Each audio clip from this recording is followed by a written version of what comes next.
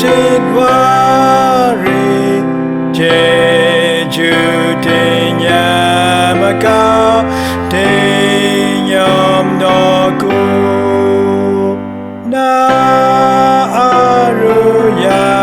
Island Nang Esundanri Hkyen matu Mitum asha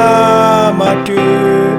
ning joy gabanga kunong nami madaye shumatu dai joy brawe nigo ha sondan lenya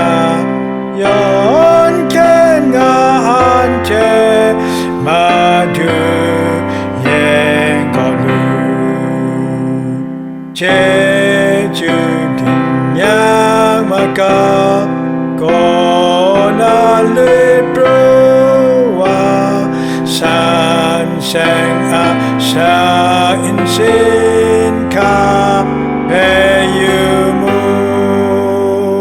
Yesu sora I meet Ante jeluna Yawng ante matu